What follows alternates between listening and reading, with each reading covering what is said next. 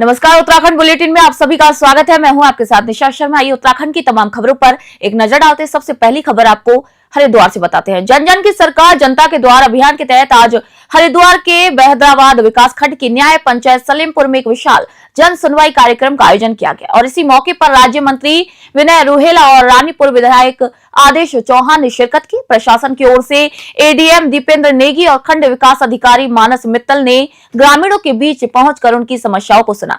कई शिकायतों का मौके पर ही निस्तारण किया गया, जबकि शेष के लिए अधिकारियों को सख्त निर्देश दिए गए। साथ ही सरकार की जन कल्याणकारी योजनाओं की जानकारी भी ग्रामीणों तक यहां पर पहुंचाई गई। हरिद्वार से तनवीर अली की रिपोर्ट आपको दे रहे हैं।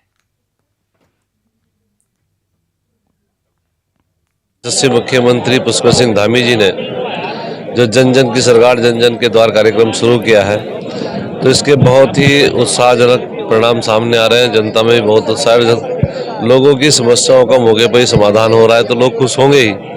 और यहाँ पर आज सलेमपुर न्याय पंचायत का शिविर यहाँ पर रखा गया है, जन जन की सरकार जन जन के द्वार का।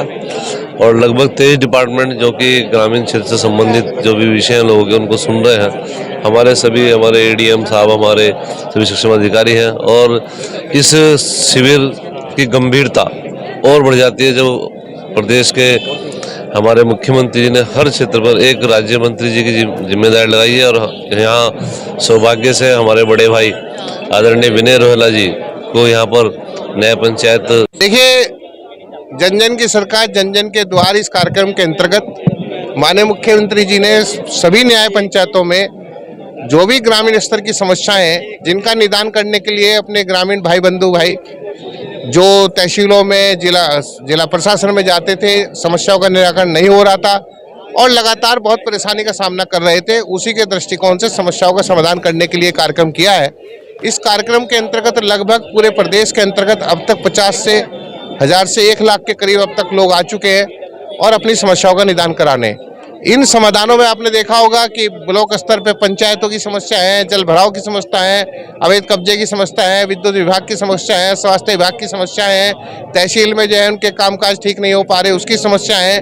इस प्रकार से भिन्न भिन्न विभागों के अंतर्गत समस्याओं का निदान। खटीमा से खबर आपको बता रहे हैं। उत्तराखंड के खटीमा में नए साल के आगमन और 31 दिसंबर के जश्न को देखते हुए पुलिस प्रशासन पूरी तरीके से सतर्क है। बाजार चौकी में प्रभारी निरीक्षक वीरेंद्र शाह की अध्यक्षता में व्यापारी और होटल व्यवसायियों के साथ एक महत्वपूर्ण बैठक यहां पर आयोजित की गई। बैठक के दौरान प्रभारी निरीक्षक ने स्पष्ट निर्देश दिए कि 31 दिसंबर की रात होटलों में केवल सीमित संख्या में ही मेहमानों को बुलाया जाए। सुरक्षा की दृष्टि से अग्निशमन यंत्रों की उपलब्धता अनिवार्य की गई। पुलिस ने सख्त हिदायत दी कि किसी भी होटल में नशा नहीं परोसा जाएगा और न ही सार्वजनिक स्थानों पर हुड़दंग बर्दाश्त किया जाएगा। प्रशासन ने चेतावनी दी कि यदि कोई भी व्यक्ति कानून व्यवस्था बिगाड़ता पाया गया तो उसके खिलाफ कठोर कानूनी कार्रवाई भी की जाएगी। और इसी दौरान एसएसआई ललित रावल और बाजार चौकी इंचार्ज जीवन सिंह चूफाल यहाँ पर कई व्यवसायी यहाँ पर मौजूद रहे। वही खटीमा से अशोक सरकार की रिपोर्ट आपको दे रहे हैं।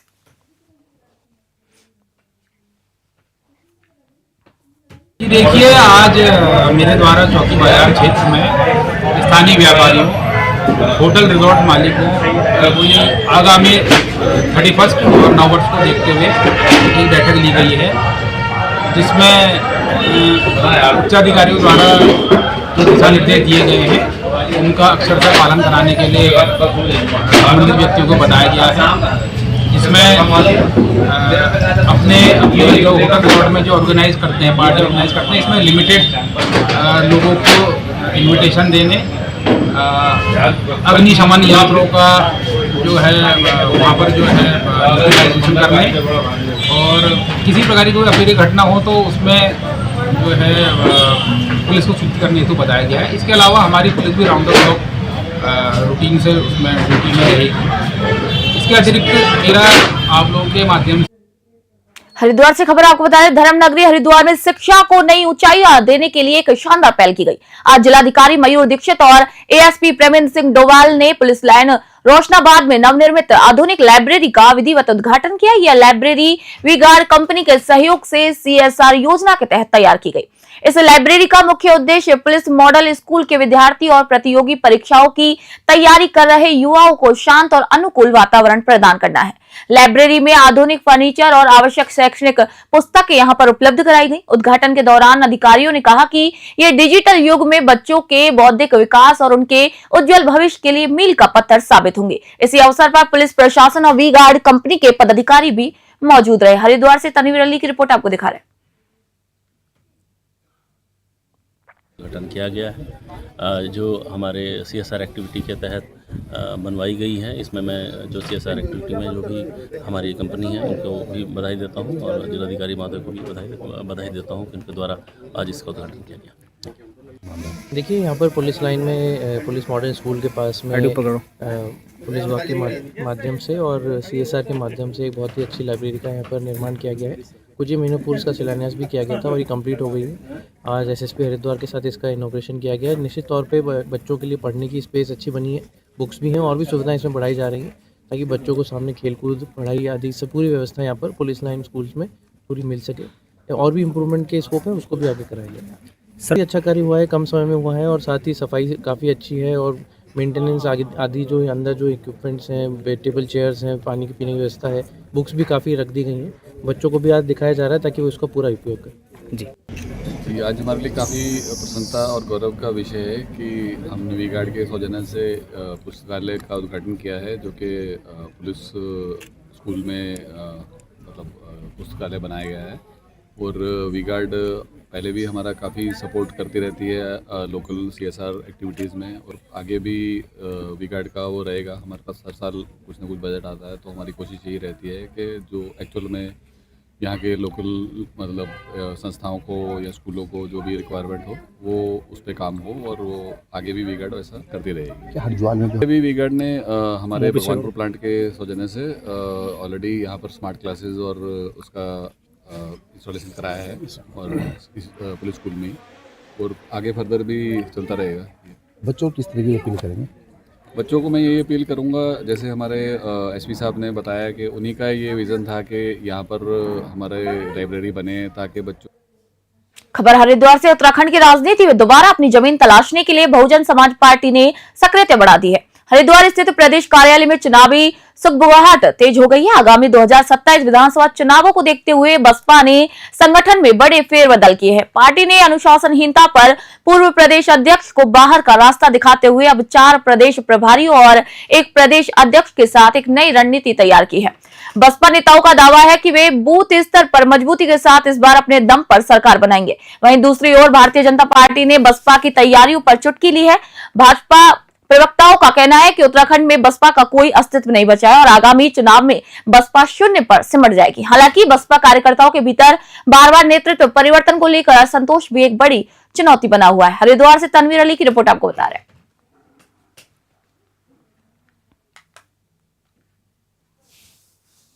संगठन हमारा हर जिले में हर बूथ पे स्ट्रांग होगा, मजबूत होगा और हम जो रिजल्ट 2007 में लेके आए थे, हमारे 8 विधायक जीत के आए थे, तो हम संगठन उस लेवल से यहाँ तैयार कर रहे हैं कि 2007 से बहुत अच्छी स्थिति में यहाँ उत्तराखंड के अंदर जो है बहुजन समाज पार्टी जीत के आए और बहुजन समाज पार्टी की उत्तर प्रदेश के साथ साथ उत्तराखंड के अंदर भी यहाँ पे सरकार बने। और सरकार अगर नहीं बन पाई तो स्थिति ऐसी होगी कि बहुजन समाज पार्टी के बिना किसी की सरकार नहीं बनेगी। और उत्तराखंड के अंदर जो 33 सीट है, इधर टोटल मतलब प्लेन की 33 सीट है विधानसभा क्षेत्र की और 33 सीटों में से 33 सीटों पे बहुजन समाज पार्टी की स्थिति बहुत अच्छी है और हम संगठन वहाँ उस हिसाब से तैयार कर रहे हैं कि 50% में हमारी जो ना बहुजन समाज पार्टी रहे और 50% में अन्य पार्टी रहे।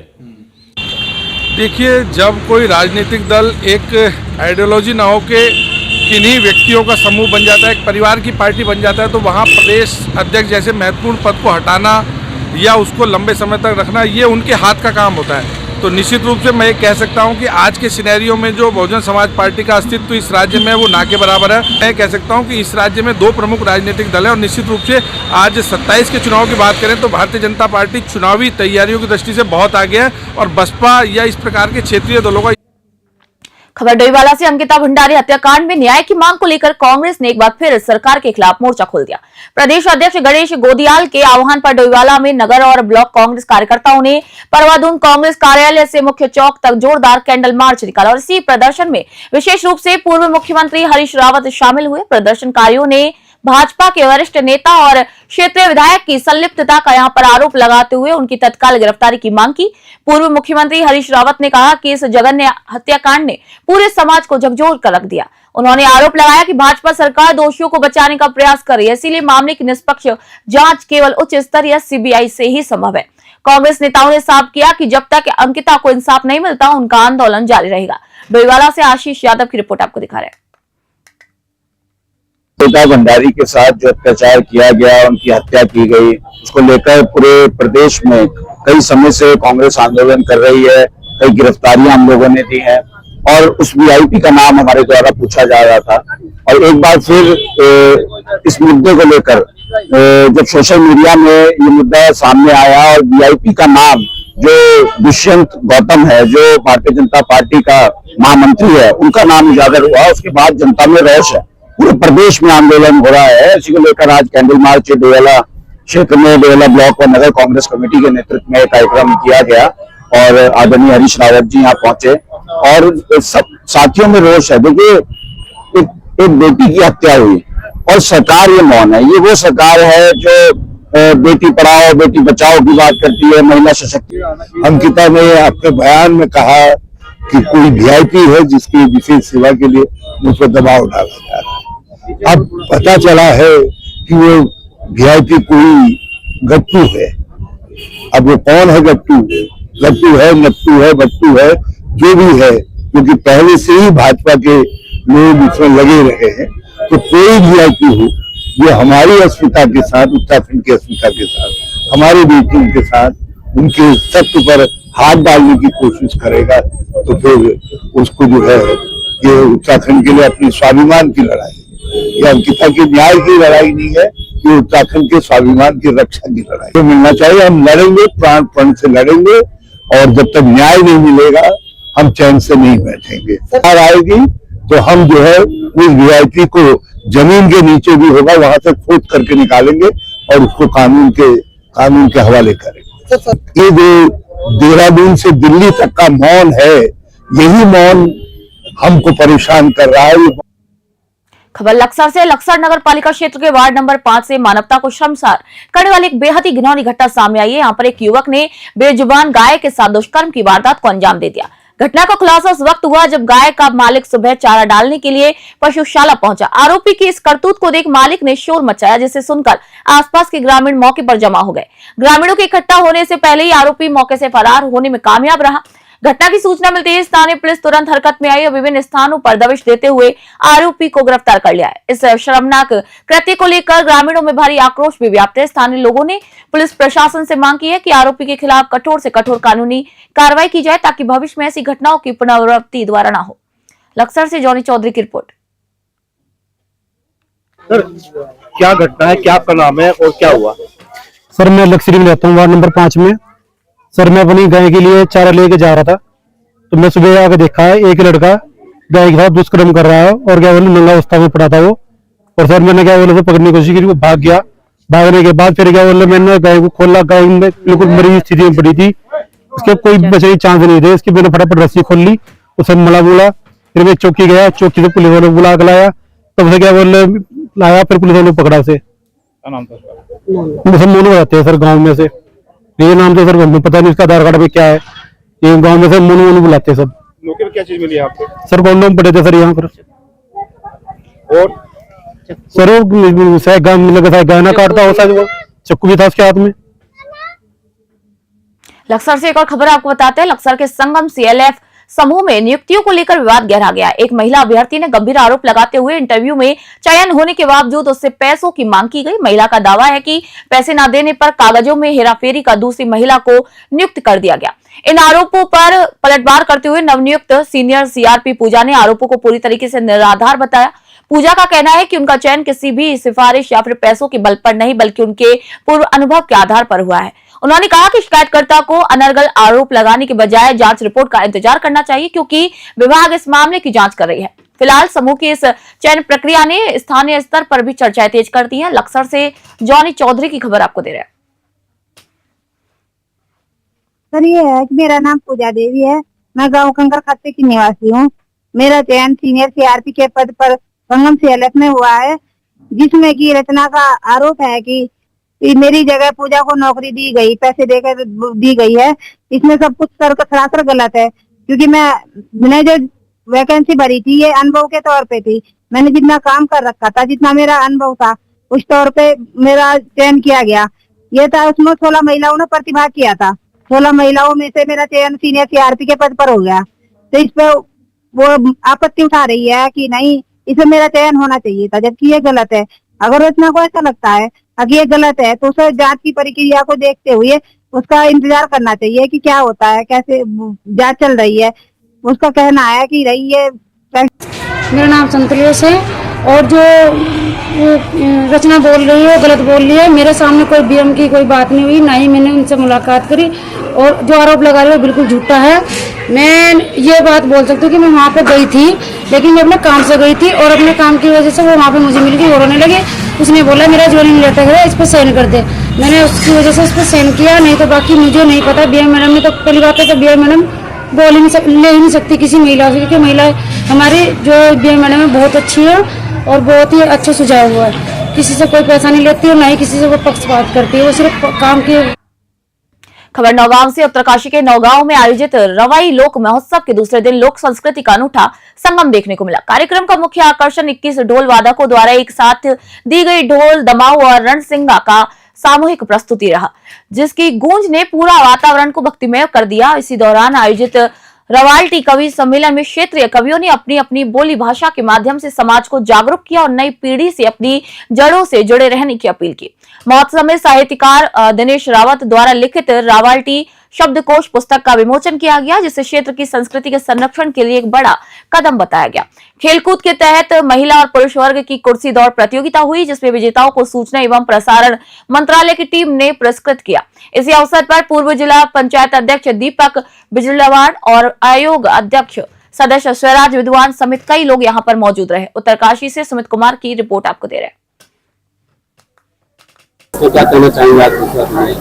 रवाई लोक महोत्सव की पूरी टीम को मैं बधाई देना चाहूंगा कि उन्होंने स्थानीय वस्तु विशेष को छुआ और रवाई लोक महोत्सव की जो मूल परिकल्पना है उसको परिवेश करने में वो सफल रहे। मैं बधाई देना चाहता हूं पूरी टीम को कि जो रवाई की संस्कृति है, उनका खान पान है और रहन सहन है, और आज जो बुक का जो विमोचन हुआ है, उन सब बातों में इन सब चीजों का समावेश है। मेरी तरफ से ढेर सारी बधाई इस पूरी टीम को। कैसा आपको लगा?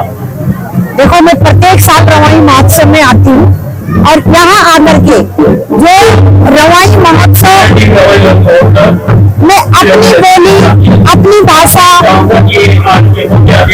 लोक भाषा और लोक बोली के लिए जो संवर्धन के लिए जो कार्य किया जा रहा है वो प्रशंसनीय है। मैं रवाई महोत्सव की सबको बधाइयां देती हूँ, शुभकामनाएं देती हूँ। आइए हम इसी तरह से अपनी लोक भाषा, लोक बोली का संरक्षण करें। मैं ये दिनेशपुर में आज वीर बाल दिवस के अवसर पर सिखों के 10वें गुरु गुरु गोविंद सिंह जी के साहिबजादों के महान बलिदान और शौर्य को श्रद्धा पूर्वक याद किया गया। इसी पावन अवसर पर सेवादारों द्वारा साहिबजादों के शहादत दिवस के उपलक्ष्य में राहगीरों के लिए गर्म दूध और बिस्किट का लंगर लगाया गया। सुबह 8 बजे से शुरू हुआ ये सेवा कार्य पूरे दिन निरंतर जारी रहा, जिसमें स्थानीय सेवादारों ने बढ़ चढ़ कर अपना योगदान दिया। लंगर के साथ साथ यहाँ पर एक विशेष प्रदर्शनी भी लगाई गई, जिसके माध्यम से साहिबजादों के साहस, त्याग और उनके ऐतिहासिक बलिदान की जानकारी लोगों को दी गई। मुख्य सेवादार सुरजीत संधू ने बताया कि साहिबजादों की अद्वितीय शहादत की स्मृति में यह आयोजन किया गया ताकि युवा पीढ़ी उनके शौर्य से प्रेरणा ले सके। राहगीरों ने भी इस प्रदर्शनी का अवलोकन कर वीर साहिबजादों को नमन किया। दिनेशपुर से राहुल विश्वास की रिपोर्ट आपको बता रहे हैं। दिवस से मनाया जाता है कि गुरु गोविंद सिंह के 4 साहिबजादे, 4 बेटे और वो पुत्र, उन्होंने अपना पूरा परिवार दिसंबर के महीने में शहीद किया था देश के लिए। और इस समय हम दूध का लंगर बरता रहे हैं, इसलिए क्योंकि जब छोटे साहिबजादे ठंडे ब्रज में कैद थे माता गुजरी जी के साथ, तो बाबा मोतीराम मेहरा जी ने उनको रात को गर्म दूध की सेवा करी थी उनकी कैद में होते हुए, तो इसलिए हमने आज दूध का लंगर बांट रहे हैं। रुड़की से आपको खबर दे रहे हैं। रुड़की के व्यस्तम बीटीगंज इलाके से एक बड़ी खबर सामने आ रही है, जहां पर देर रात जिला सहकारी बैंक के एटीएम में भीषण आग लगी। आपको बता दें कि आग इतनी भयानक थी कि देखते ही देखते पूरा एटीएम मशीन जलकर राख हो गया। मामला रात करीब 12 बजे का बताया जा रहा है, जहां सूचना मिलते ही अग्निशमन की टीम मौके पर पहुंची और कड़ी मशक्कत के बाद आग पर काबू पाया गया। गनीमत रही कि आग को समय रहते रोक लिया गया, वरना आसपास की इमारतें भी इसकी चपेट में आ सकती थी। इस अग्निकांड में लाखों रुपए के नुकसान की आशंका जताई जा रही है। हालांकि बैंक अधिकारियों द्वारा अभी तक नुकसान का पूर्ण ब्यौरा और कैश जलने की आधिकारिक पुष्टि नहीं की गई है। प्रथम दृष्टया आग लगने का कारण शॉर्ट सर्किट माना जा रहा है। वहीं पुलिस मामले की जांच कर रही है। हरिद्वार से तनवीर अली की रिपोर्ट आपको दे रहे हैं।